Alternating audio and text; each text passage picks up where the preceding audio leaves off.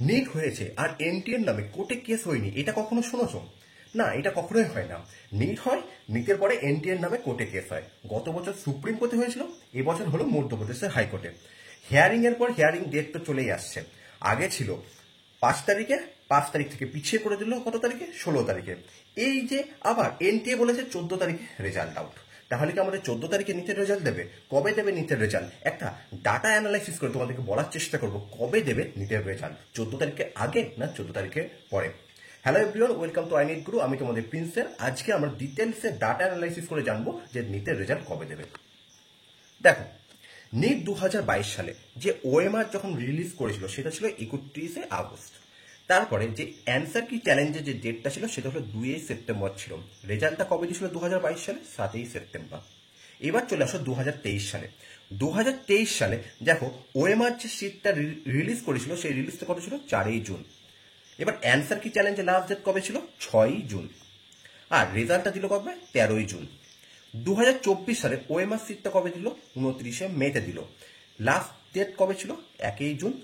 3 জুনে final answer কি দিয়েছিল এবং 4 জুনে রেজাল্ট দিয়েছিল। তাহলে তোমরা ডাটা একটা অ্যানালাইসিস করো যে যখন অ্যান্সার কি রিলিজটা হলো, অ্যান্সার কি রিলিজটা যখন লাস্ট চ্যালেঞ্জ তোমরা করতে পারছো, তার মোটামুটি 1 সপ্তাহের মধ্যে তোমরা রেজাল্ট এক্সপেক্ট করতে পারো। তো 2025 সালে কি হলো? 3 জুন হলো ওএমআর বের হলো, 5 জুন লাস্ট ডেট দিল। তাহলে 5 জুন থেকে যদি প্লাস মাইনাস 1 সপ্তাহ যদি আমরা করি তাহলে কত তারিখে আসছে? তাহলে ধরো মোটামুটি 13-14 তারিখ করে আমাদের আসছে, 12-13 এরকম করে আমাদের রেজাল্টটা আসার কথা। তো এনটিএ যেটা আমাদেরকে ডেট দিয়েছিল, যে এনটিএ আমাদের ডেট দিয়েছিল অলরেডি 14 তারিখ। তো 14 তারিখে যখন আমাদেরকে ডেট দিল, 14 তারিখে তোমরা এক্সপেক্ট করতে পারো যে 14 তারিখের দিক করেই এনটিএ রেজাল্টটা আউট করবে, কারণ প্রিভিয়াস যে ডাটা অ্যানালাইসিস করে আমরা এনটিএ যেটা বুঝলাম সেটা। এবার একটা প্রশ্ন আসছে যে তাহলে কি এই যে হাইকোর্টে কেসটা হয়েছে তার জন্য কি কোনো এফেক্ট পড়বে? দেখো, যে হাইকোর্টে যে কেসটা চলছে সেই কেসের জন্য যে সমস্ত স্টুডেন্ট এফেক্টেড হয়েছিল তাদের জন্য রিনিট হতে পারে।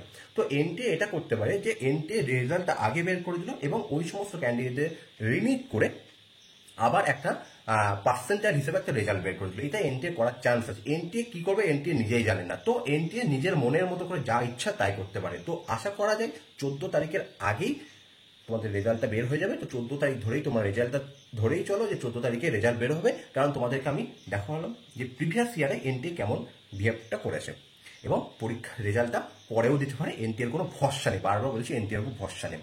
দেখো, কেরিয়ার 360 থেকে একটা আর্টিকেল বেরিয়েছিল, আজকে আর্টিকেলটা বেরিয়েছিল, অর্থাৎ 5 তারিখে আর্টিকেলটা বেরিয়েছিল। দেখো যে সেখানে বলাই আছে যে result declare will be 14 June. আজকে এই পর্যন্ত। এরকম অনেক ইনফরমেটিভ ভিডিও পাওয়ার জন্য আইনিট গুরু চ্যানেলটাকে সাবস্ক্রাইব করো এবং বন্ধুদের মধ্যে শেয়ার করো। এবং আমাদের একটা নিট কাউন্সিলিং রিলেটেড গ্রুপ আছে, সেই গ্রুপের জয়নিং লিঙ্ক তোমাদেরকে ডেসক্রিপশন বক্সে দেওয়া থাকবে, তোমরা অবশ্যই জয়েন করবে। Thank you.